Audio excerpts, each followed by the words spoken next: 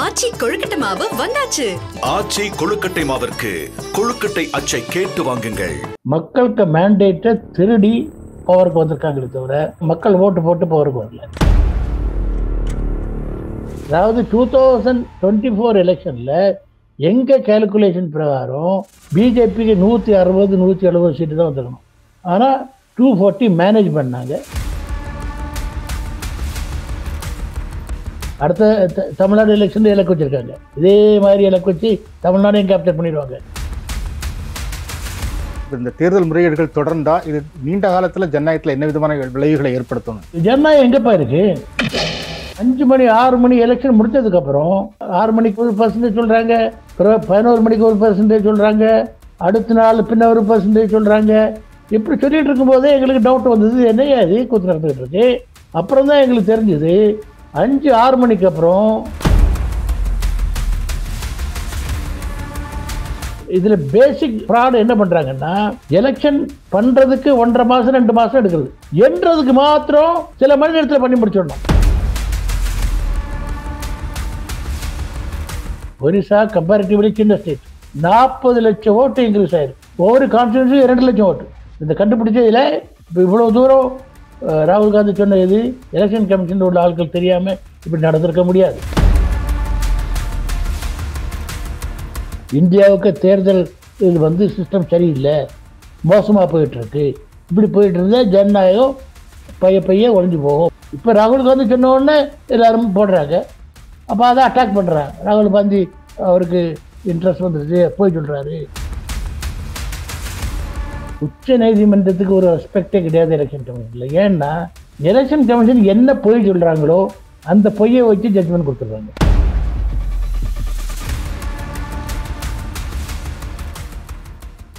தமிழா பார்வையாளர்களுக்கு வணக்கம். தேர்தல் முறைகேடுகள் தொடர்பாக எதிர்க்கட்சித் தலைவர் ராகுல் காந்தி வெளியிட்டுள்ள ஆதாரங்கள் நாடு முழுவதும் அதிர்ச்சி அலைகளை ஏற்படுத்தியுள்ளது.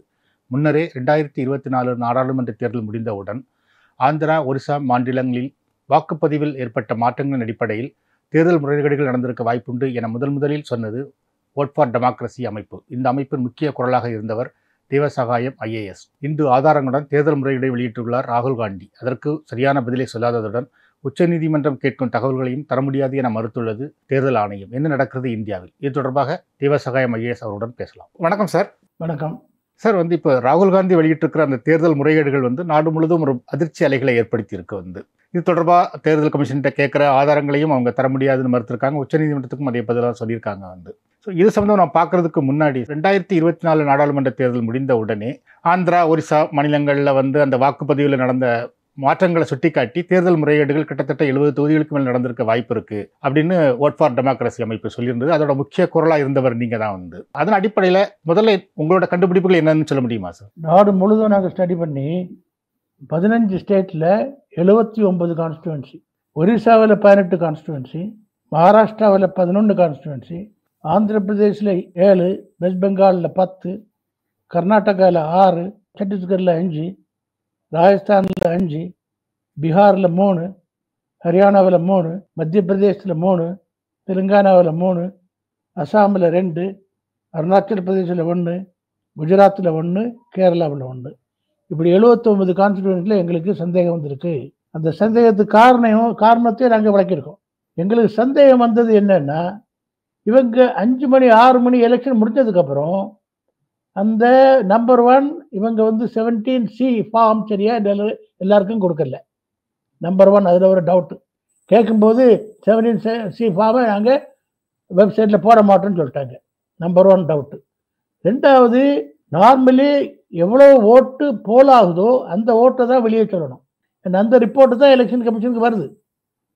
ப்ரிசைடிங் ஆஃபீஸர் ரிட்டர்னிங் ஆஃபீஸருக்கு கொடுக்குறாரு, ரிட்டர்னிங் ஆஃபீஸர் CEO கொடுக்குறாரு, அங்கே எலெக்ஷன் கமிஷனுக்கு வருது. இத்தனை நம்பர் 10 லட்சம் 2000 இத்தனை ஓட்டு தான். அவங்க அதை சொல்லலை, அவங்க பெர்சன்டேஜ் தான் சொன்னாங்க. ஆனால் பெர்சன்டேஜை கூட்டிக்கிட்டே இருந்தாங்க. 6 மணிக்கு 1% சொல்கிறாங்க, 11 மணிக்கு 1% சொல்கிறாங்க, அடுத்த நாள் பின்ன 1% சொல்கிறாங்க, வேற 3-4 நாள் கழிச்சு வேற பெர்சன்டேஜ் சொல்கிறாங்க. ஒரு ஃபேஸில் 11 நாள் கழிச்சு வேற பெர்சன்டேஜ் சொன்னாங்க. அந்த பெர்சன்டேஜில் கூட்டிகிட்டே போகுது. ஆவரேஜ் நாங்கள் போட்டு பார்த்தோம்னா 5%, 6% கூடுது ஆவரேஜ். ஆக்சுவலி 1%க்கு மேலே கூடக்கூடாது. என்ன இப்போ பர்டிகுலர்லி அதெல்லாம் பேப்பர் பேலட் டைமில் என்றதுக்கு கொஞ்சம் டைம் ஆகும். இப்போ வந்து மணிக்கு 2 மணிக்கு ஒருக்கா ரிப்போர்ட் வந்துக்கிட்டே இருக்கு. அந்த ரிப்போர்ட் வரும்போது அதை கால்குலேட் பண்ணிட்டு சொல்லிட்டே இருக்கலாம். அப்புறம் வந்து இதெல்லாம் கேட்கும்போது எலெக்ஷன் கமிஷன் பதில் சொல்ல மாட்டேங்கிறாங்க. அதனால தான் நாங்கள் உட்கார்ந்து இதை கால்குலேட் பண்ணோம். ஏன்னா அவங்க பெர்சன்டேஜ் கொடுத்தா கூட எங்களுக்கு தெரியும் டோட்டல் நம்பர்லேருந்து ஓட்டு எவ்வளோ இருந்துன்னு கால்குலேட் பண்ணி கொடுக்கும்போது அப்புறம் தான் எங்களுக்கு தெரிஞ்சுது 5-6 மணிக்கு அப்புறம் ஸ்பியூரியஸ் இன்ஜெக்ஷன் ஆஃப் ஓட்ஸ்ன்னு சொல்லுவாங்க டெக்னிக்கல் டேர்மில். ஓட் டம்பிங் செலக்ட் கான்ஸ்டிடியூன்சியில் பண்ணுறாங்க. எலெக்ஷன் பண்ணுறதுக்கு 1.5 மாதம் 2 மாதம் எடுக்கிறது. தமிழ்நாட்டில் மாத்திரம்தான் ஒரு நாளில் பண்ணுறாங்க. மற்ற இடங்கள்லாம் 7 தடவை பண்ணுறாங்க, 6 தடவை பண்ணுறாங்க. அப்புறம் வந்து அது வந்து 1.5 மாதம் 2 மாதம். ஆனால் என்றதுக்கு மாத்திரம் சில மணி நேரத்தில் பண்ணி முடிச்சிடணும்.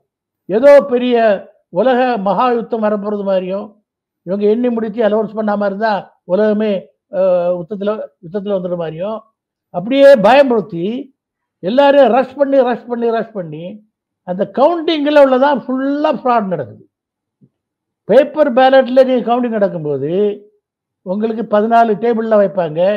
டேபிளுக்கு பக்கத்திலேயே ஏஜென்ட்ஸ் உட்காந்துருப்பாங்க. ஒவ்வொரு ஓட்டையும் எடுத்து அந்தந்த ஒரு ட்ரேயில் போடுவாங்க. காங்கிரஸுக்கு இந்த ஓட்டு, பிஜேபிக்கு இந்த ஓட்டுன்னு போட்டு எல்லாருக்கும் முன்னாலுமே இது ரிஜெக்டட் ஓட்டு, இது டிஸ்குவாலிஃபைடு ஓட்டுன்னு சொல்லி எல்லாருக்கும் முன்னாலேயே தெளிவாக எண்ணுவாங்க. இப்போ அப்படி கிடையாது.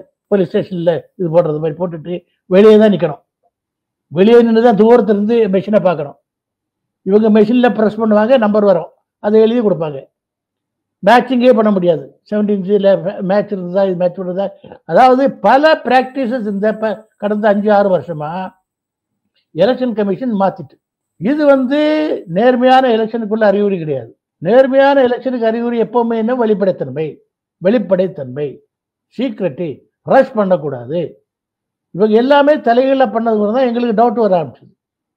அப்புறம் தான் உட்கார்ந்து நாங்கள் ஸ்டேட் வைஸ் அனலைஸ் பண்ண ஆரம்பித்தோம். அதில் என்ன தெளிவாக எங்களுக்கு என்ன வந்ததுன்னா, ஒரிசா, ஆந்திர பிரதேஷ், மகாராஷ்டிரா, இன்னும் பல ஸ்டேட்ஸில் கிளியராக இவங்க என்ன பண்ணுறாங்க, ஒரு 5-6 மணி வரை ஒரு ஃபிகர்ஸ், அதுக்கப்புறம் ஒரு ஃபிகர் போட்டு அந்த எந்த கேண்டிடேட்டை ஜெயிக்க வைக்கணுமோ அந்த கேண்டிடேட் ஜெயிக்க வைக்கிறாங்க. ஒரிசாவில் 20 சீட் நாங்கள் கால்குலேட் பண்ணும்போது 5-6 மணிக்கு அப்புறம் 40 லட்சம் ஓட்டு இன்க்ரீஸ் ஆயிருக்கு.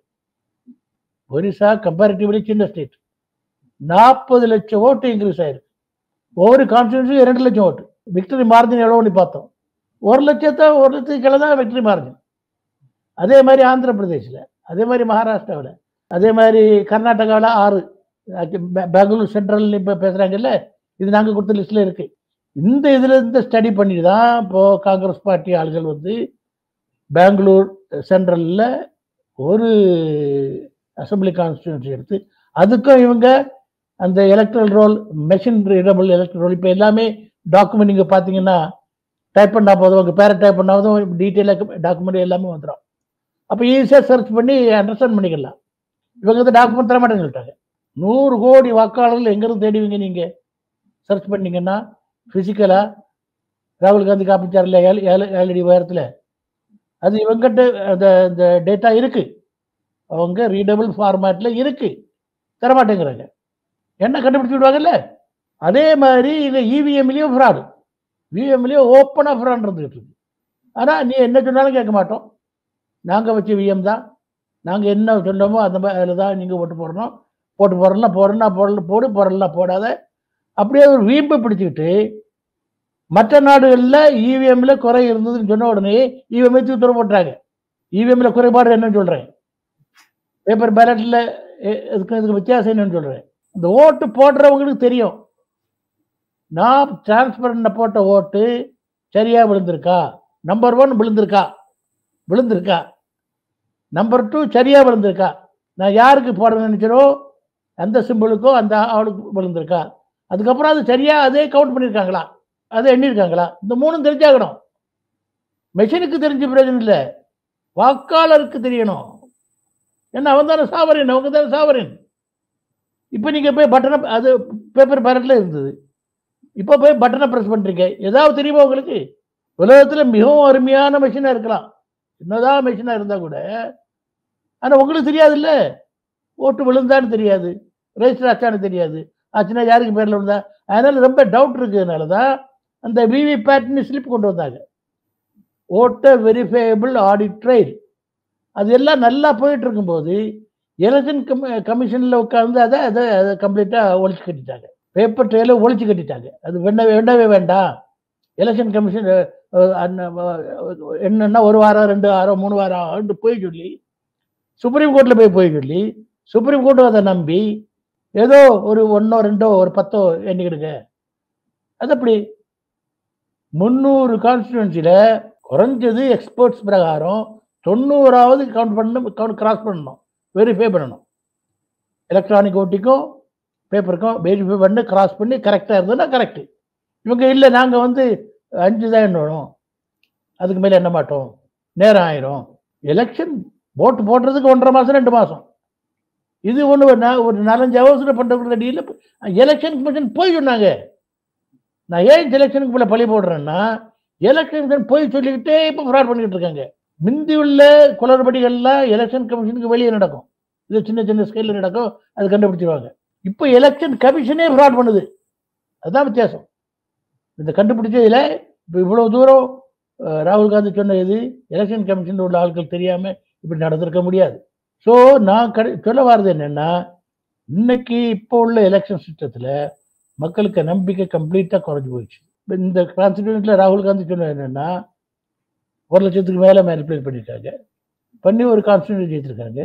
இதே மாதிரி பல கான்ஸ்டிடியூன்ஸில் நடந்து 2019 எலெக்ஷனும் 2024 எலெக்ஷனும் மக்களுக்கு மேண்டேட்டை திருடி பவருக்கு வந்திருக்காங்களே தவிர இவங்க மக்கள் ஓட்டு போட்டு பவருக்கு வரல. தேர்தல் முறைகேடுகளை கொண்டு வர வேண்டியது எதிர்க்கட்சிகளோட கடமை தான் அப்படின்னு சொல்லியிருந்தீங்க. இப்போ ராகுல் காந்தி அதை பண்ணியிருக்காரு. நீங்கள் அந்த கட்சி தலைவர்களை யாரையும் சந்திச்சு சமூகமாக பேச முடிஞ்சதா? ஜனநாயகத்தை காப்பாற்றுறது அரசியல் கட்சிகள் இல்லை, நீங்கள் தவறாக புரிஞ்சுக்கிட்டு இருக்கிறீங்க. மக்கள் எல்லாம் ஜனநாயகத்தை காப்பாற்றுறது மக்கள் தான், மக்களுக்கு தான் இந்த உரிமை. அரசியல் கட்சிகள் இதனால் பெனிஃபிஷியரி, அவங்களுக்கு அவங்க பயன்படுறாங்க. அவங்க எலெக்ட் ஆகி வராங்க, பவரில் பண்ணுறாங்க, எம்எல்ஏ ஆயிடுறாங்க, எம்பி ஆயிடுறாங்க, பெரிய பதவி வந்துடுது, பெரிய பெரிய விஐபி ஆயிடுறாங்க. அவங்களுக்கு பெனிஃபிஷியரி கவர்மெண்ட். யார் கவர்மெண்ட் ஃபார்ம் ஆகுதோ அவங்க பவர் வீல்டு, அவங்க அதிகாரத்தில் வந்துடுறாங்க, அதிகாரத்தில் உள்ள பங்கு. நாங்கள் அவங்கள்ட்ட ஏன் போனோம், அவங்களே நம்மகிட்ட வரணும்.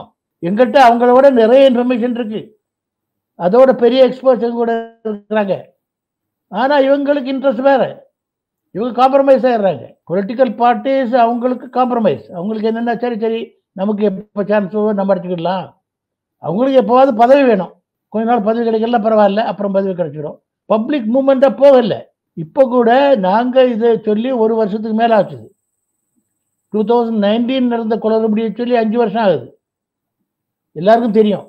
ஆனால் இவங்க ஒரு டிஸ்கஷனே ஸ்டார்ட் பண்ணலை. அவங்க எங்கள்கிட்ட ஸ்டார்ட் பண்ணுறது வர நாங்கள் எப்படி போய் நாங்கள் ஐயா எங்கள்கிட்ட இன்ஃபர்மேஷன் இருக்கு ஐயா வாங்க ஐயா சொல்ல முடியுமா? முடியாது.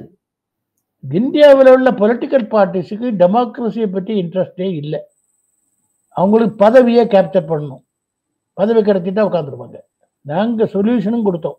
இவிஎம்ஏ கண்டினியூ ஆகணுமானா மக்கள் கையில் அந்த மெஷின்லேருந்து அந்த ஸ்லிப் வருது இல்லையா, அது ஓட்டர் அதை எடுத்து வேற ஒரு பாக்ஸில் போட்டு, தனியான பாக்ஸில் போட்டு அதை சீல் பண்ணி அதை கவுண்ட் பண்ணுங்க.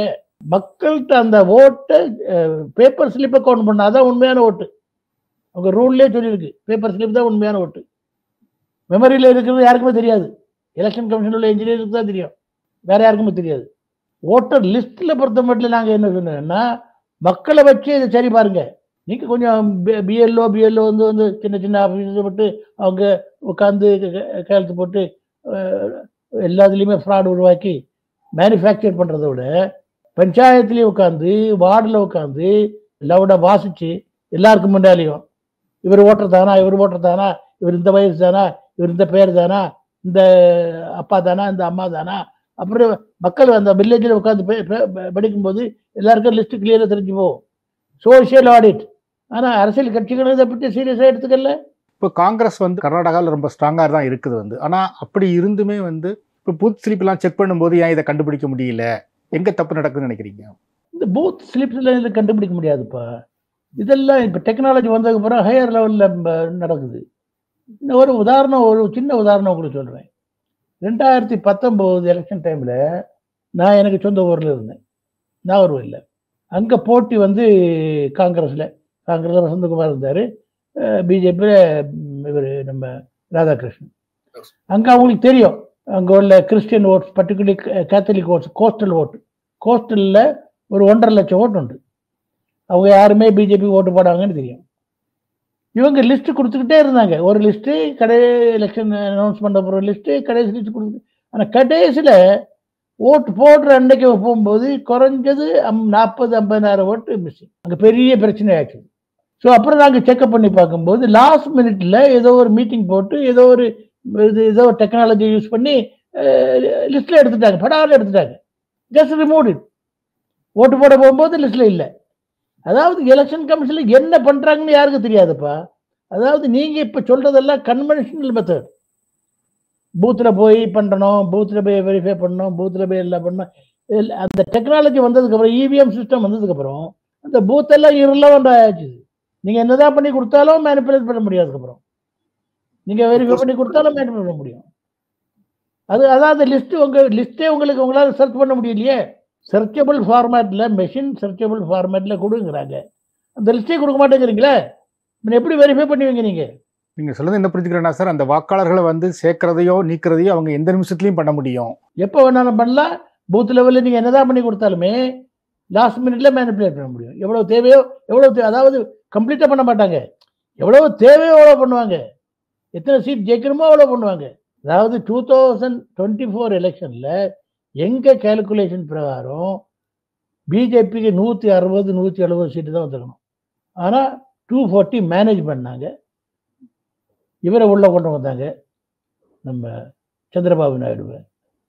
பீகாரை உள்ள கொண்டு வந்தாங்க, மேனேஜ் பண்ணிட்டாங்க. கவர்மெண்ட் ஃபார்ம் பண்ணதுக்கப்புறம் அவங்க கண்ட்ரோல் தானே, எல்லாமே கண்ட்ரோல் தானே. கவர்மெண்ட் ஃபார்ம் பண்ணிடணும், அவ்வளோதான். ஸோ அதாவது இப்போ உள்ள இந்த டெக்னாலஜி இதில் ஒன் சைடட் மாதிரி ஆகிப்போச்சு. இப்போ முந்தி மாதிரி இப்படி இல்லை. அதனால தான் நான் சொல்கிறேன், லெவல் பிளேயிங் ஃபீல்டு பண்ணணுமானா ஒன்று பேப்பர் பேலட்டுக்கு திருப்பி போய் ஆகணும். இந்த மிஷின் எல்லாம் தேவையில்லைப்பா. உலகத்தில் எங்கேயுமே இல்லை. உருப்படியான ஜனநாயகத்தில் எங்கேயுமே இல்லை. யூரோப்பில் இல்லை, அமெரிக்காவில் இல்லை, எங்கேயுமே இல்லை. இங்கே மாத்திரம் ஏன்? பெரிய டெக்னாலஜியா இது? என்ன டெக்னாலஜி? ஒரு டப்பா மிஷின், அது என்ன வேணாலும் பண்ணலாம். அதை பெரிய டெக்னாலஜி சொல்லிட்டு இருக்காங்க. அதே டெக்னாலஜி யூஸ் பண்ணி தான் அந்த ஓட்டர் லிஸ்ட்டையும் போட்டு மேனிபுலேட் பண்ணுறாங்க. ஸோ டெக்னாலஜியும் டெமோக்ரஸியும் நீங்கள் ஜாஸ்தி மிக்ஸ் பண்ண முடியாது. எதிர் உங்களுக்கு ஜனநாயகம் வேணும் அல்லது டெக்னாலஜி வேணும். டெக்னாலஜி பண்ணும்போது மக்களுக்கு டெக்னாலஜியில் அக்சஸ் இல்லையே. அவங்க பண்ண மாதிரி தானே அவங்க என்ன சொல்கிறாங்களோ அதானே நீங்கள் கேட்க முடியும். அடுத்த தமிழ்நாடு எலெக்ஷனில் இலக்கு வச்சுருக்காங்க. இதே மாதிரி இலக்கு வச்சு தமிழ்நாடையும் கேப்சர் பண்ணிடுவாங்க. மற்ற ஸ்டேட்டை பண்ண மாதிரி மேனிபுலேட் பண்ண மாதிரி மேனுஃபேக்சர் தான் பண்ணணும். கூட்டணி இதை சொல்கிறாங்க, எனக்கு பெரிய மாட்டேங்குது என்ன கூட்டணி பண்ணுறாங்கன்ட்டு. ஆனால் கடைசியில் சொல்லி பெரிய கூட்டணி அமைஞ்சிருச்சு, நாங்கள் தான் ஜெயிச்சிட்டோம். ஒருக்கா கேப்சர் பண்ணியாச்சுன்னா பண்ணியாச்சுது. அப்புறம் நீங்கள் கம்ப்ளைண்ட் பண்ணிகிட்டே இருப்பீங்க, யாரும் போகிறதில்லை. இந்த தேர்தல் முறைகேடுங்கிறது வந்து ஒரு புதிய பிரச்சனையா இல்லை இது ஒரு நீண்ட காலமாக இருந்துகிட்டு இருக்கா? தேர்தல் முறைகேடு புதிய பிரச்சனை அல்ல. ஆனால் மிந்தி எல்லாமே சின்ன அளவில் இருக்கும். அதுவும் தேர்தல் ஆணையத்துக்கு வெளியே இருக்கும்.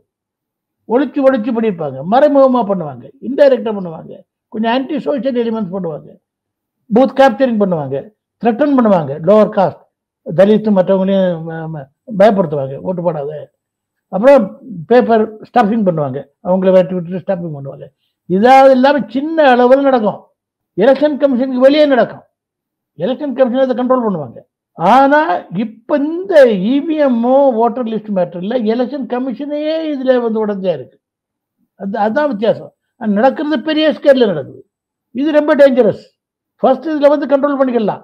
யாராவது குளறுபடி பண்ணாங்கன்னா உடனே கண்டுபிடிச்சிக்கலாம் பேப்பர் பேலட்டில். ஆனால் இந்த இவிஎம்ல யாரும் கண்டுபிடிக்க முடியாது. உங்கள் கண்ணுக்கு முன்னாலே ஃப்ராட் நடந்துக்கிட்டு இருக்கோம், உள்ள மெஷினுக்குள்ளே நடந்துக்கிட்டு இருக்கோம், உங்களால் ஒன்றும் பண்ண முடியாது. இந்த மாதிரி உள்ள பூத் லெவல் கண்ட்ரோல், அந்த கண்ட்ரோல்லாம் நாங்கள் இருக்கோம். ஆனால் போனேன் எங்களுக்கு பூத் லெவலில் பெரிய கண்ட்ரோல் இருக்குது அப்படின்னு அந்த சிலர் சொல்லிக்கிட்டு இருக்காங்க. தமிழ்நாட்டில் அரசியல் கட்சிகள் சொல்லிட்டு இருக்காங்களா, இங்கே ஒன்றும் பண்ண முடியாது, நாங்கள் பூத் லெவலில் கண்ட்ரோல் பண்ணி வச்சுருக்கோம். பூத் கண்ட்ரோலில் ஒரு பிரயோஜனம் வாய்ப்போம், உங்கள் தலைக்கு மேலே நடந்துடும், உங்களுக்கு தெரியாது நடந்து. அதுதான் பிரச்சனை. இந்த தேர்தல் முறைகேடுகளை தடுக்கிறதுக்கு தற்போது இருக்கிற சட்டங்கள் போதுமானையா இல்லை சட்டங்களில் மாற்றங்கள் கொண்டு வரணும்னு நினைக்கிறேன்? நம்பர் 1, இப்போ உள்ள சட்டத்தை சரியா செயல்படுத்துங்க. சட்டத்தை பொறுத்த முடியல எனக்கு ஜாஸ்தி பிரச்சனை இருந்த மாதிரியே தெரியல. சட்டத்தை தான் இவங்க மாத்துறாங்க. அதாவது வெளிப்படைத்தன்மை இருக்கணுங்கிறது சட்டம் இருந்தது.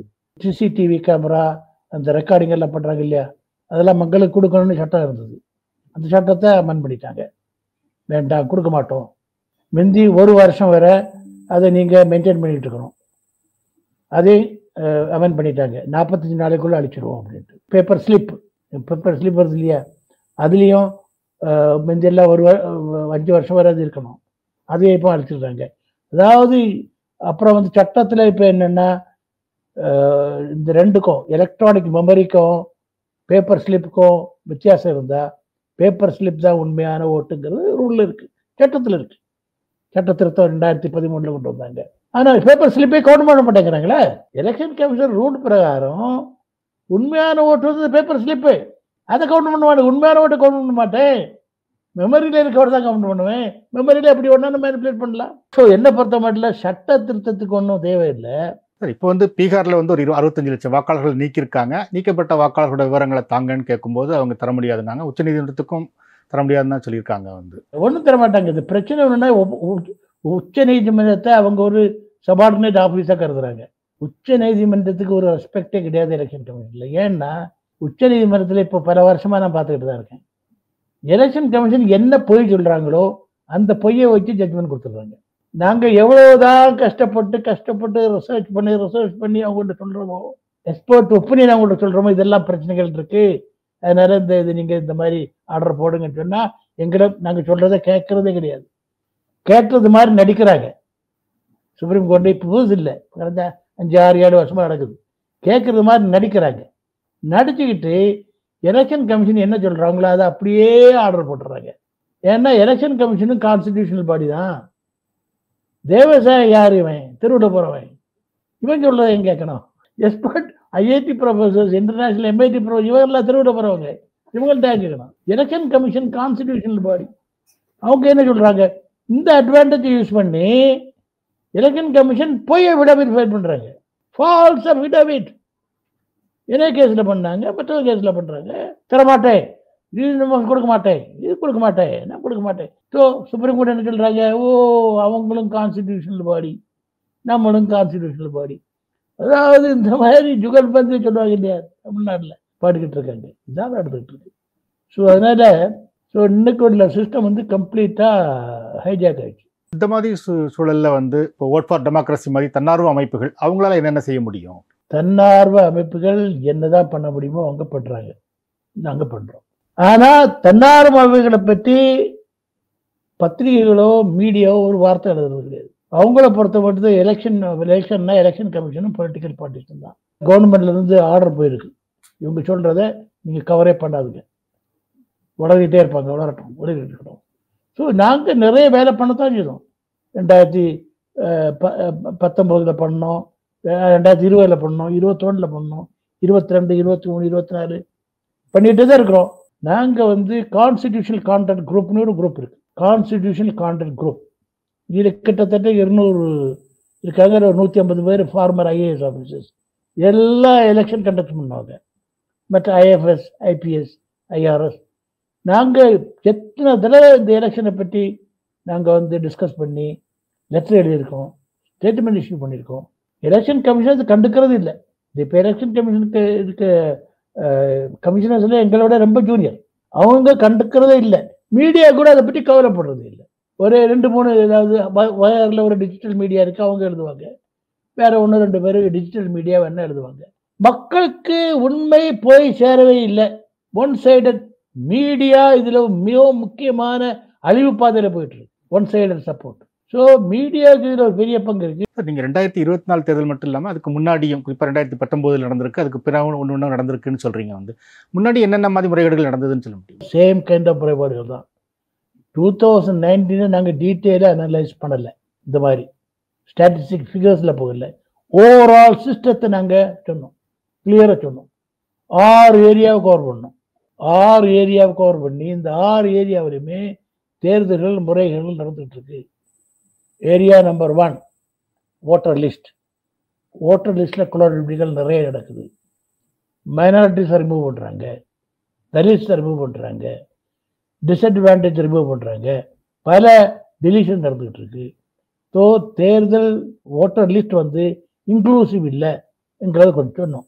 ஜெனரலாக இவிஎம் சிஸ்டத்தை டீட்டெயிலாக ஸ்டடி பண்ணி சொன்னோம். இவிஎம் சிஸ்டம் சரியே இல்லை, ஃப்ராடு, இதில் வந்து டெமோக்ரஸி பிரின்சிபிள்ஸ் இல்லைங்கிறத சொன்னோம். கிளியராக இவிஎம் பற்றி சொன்னோம். அப்புறம் நாங்கள் இந்த மணி பவர் லெவல் பிளேயிங் ஃபீல்டே இல்லை. சில கட்சிக்கிட்ட 10,000 கோடி கணக்கில் பணம் இருக்குது. எலக்ட்ரல் பாண்ட் வச்சு பணம் பண்ணுறாங்க, இதை வச்சு பணம் பண்ணுறாங்க, அதை வச்சு பண்ணுறாங்க. அதில் லெவல் பிளேயிங் ஃபீல்டு இல்லை. 3வது அது சொன்னோம். 4வது model code of contact implement பண்ணும்போது அது இம்ப்ளிமெண்ட் பண்ணுறதே இல்லை. எலெக்ஷன் கமிஷன் இம்ப்ளிமெண்ட் பண்ணுறது இல்லை. அப்படி இம்ப்ளிமெண்ட் பண்ணால் கூட ஒரு தரப்பாக பண்ணுது, ரூலிங் கட்சிக்கு ஆதரவாக பண்ணுது. அதுலேயும் லெவல் பிளேயிங் ஃபீல்டு இல்லை. அதை நாங்கள் கொண்டு வந்தோம். அப்புறம் கிரிமினல்ஸை கண்டஸ்ட் பண்ணுறது ஸ்டாப் பண்ணணும், அதுக்கு நீங்கள் ஏதாவது பண்ணணும் அப்படின்ட்டு பண்ணால் அதுலேயும் ஒன்றுமே பண்ணலை. அப்புறம் வந்து மீடியாவை கம்ப்ளீட்டாக கண்ட்ரோல் பண்ணிட்டீங்க.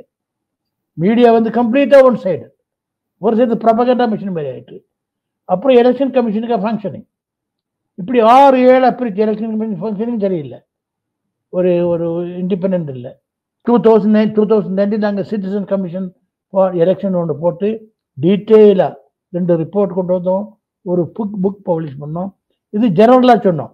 இந்தியாவுக்கு தேர்தல் இது வந்து சிஸ்டம் சரியில்லை, மோசமாக போயிட்டுருக்கு. இப்படி போயிட்டு இருந்தால் ஜனநாயகம் பைய ஒழிஞ்சு போகும் அப்படின்ட்டு நாங்கள் காஷன் பண்ணோம். யாருமே இதை கண்டுக்கல. கவர்மெண்ட் கண்டுக்கல, எலெக்ஷன் கமிஷன் கண்டுக்கல, அப்போசிஷன் பார்ட்டிஸ் கண்டுக்கல, யாருமே கண்டுக்கல. 2024 லோக்சபா எலெக்ஷன் நாங்கள் டீட்டெயிலாக போனோம். கொஞ்சம் ஸ்டாட்டிஸ்டிக்கல் அனாலிசிஸ் பண்ணி அதில் தான் கொண்டு வந்தோம். குளறுபடி நடந்திருக்கு.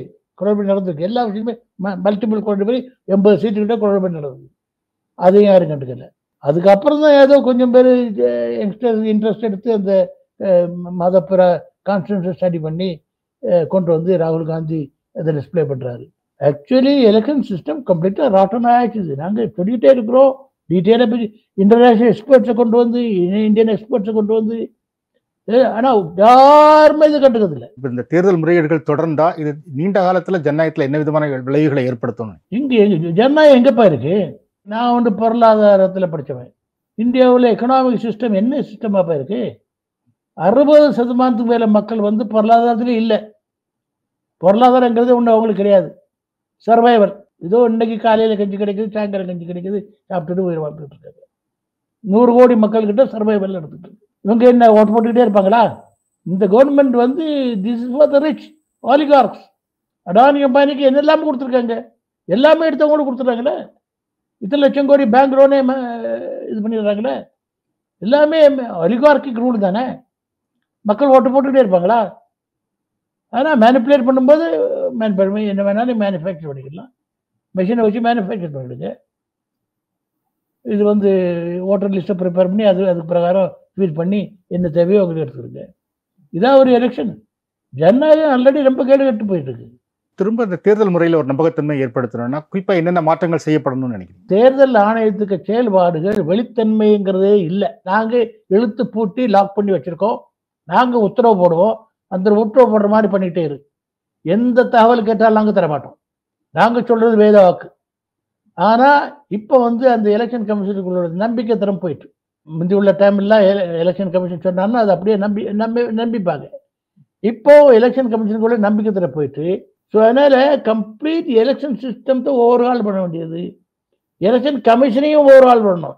தேர்தல் நடத்துறது தேர்தல் ஆணையம் இல்லை, குளறுபடி பண்ணுறது தான் தேர்தல் ஆணையம். தேர்தல் நடத்துறது டிஸ்ட்ரிக்ட் கலெக்டர் தான் நடத்துறாரு.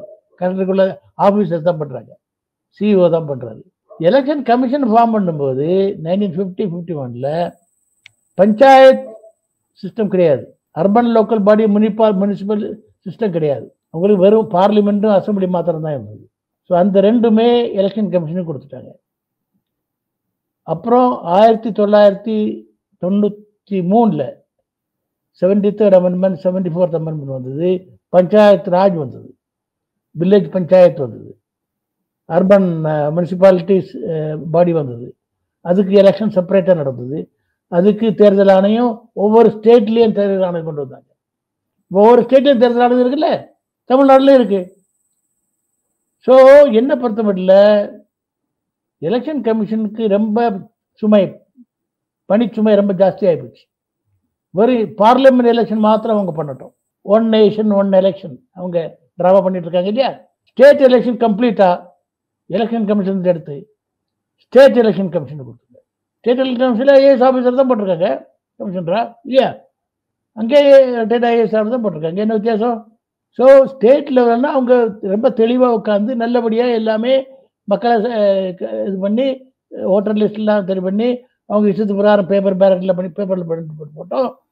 அதில் இவிஎம் பண்ண இவிஎம் பண்ணிட்டு போட்டோம். தமிழ்நாட்டில் பேப்பர் பேலட் பண்ணால் தமிழ்நாடு பேப்பர் பேலட்டில் பண்ணணும். அப்புறம் தான் மெஜாரிட்டி ஸ்டேட் பேப்பர் போட்டு வந்துடும். எனக்கு இந்த எலெக்ஷன் கமிஷனுக்கு செயல்பாடுகள் சரியில்லை. எல்லாம் சென்ட்ரலில் டெல்லியில் உட்காந்துட்டு 1-2 பேர் அவங்கள கண்ட்ரோல் பண்ணியிருக்காங்க. ரூலிங் பார்ட்டி கண்ட்ரோல் பண்ணிட்டு அவங்க என்ன சொல்கிறாரோ அவங்க பண்ணது மாதிரி கேட்டுட்டு மக்களை பற்றி பேசுகிறதே கிடையாது. ஸ்டேட்ஸில் டிஸ்கஸ் பண்ணுறது கிடையாது. சிவில் சொசைட்டி டிஸ்கஸ் பண்ணுறது கிடையாது. இந்த மாதிரி தேர்தல் நடந்து ஒரு ஜனநாயகம் சரியாக ஓடாது. இதுக்கு ஒரு ரேடிக்கல் சேஞ்ச் வந்தாகணும். தமிழ்நாடு ஸ்டேட் எலெக்ஷன் கமிஷன் தமிழ்நாட்டுக்கு எலெக்ஷன் பண்ணான்னு அசம்பிளிக்கு என்ன பிரச்சனை? இந்தியா ஒரு ஃபெடரல் ஸ்டேட் தானே, ஏன் எல்லாம் சென்ட்ரலைஸ் பண்ணணும்? எலெக்ஷன் நேர்மை இல்லைன்னு இருக்கும்போது ஏன் எலெக்ஷன் கமிஷனுக்கு கண்ட்ரோலில் வரணும்? இல்லை, நிறைய விஷயங்கள் சொல்லியிருக்கீங்க. இந்த சூழலை புரிஞ்சுக்கிறதுக்கு பார்வையாளருக்கு அது உதவியாக இருக்கும்னு நம்புகிறோம். நன்றி. தேங்க்யூ.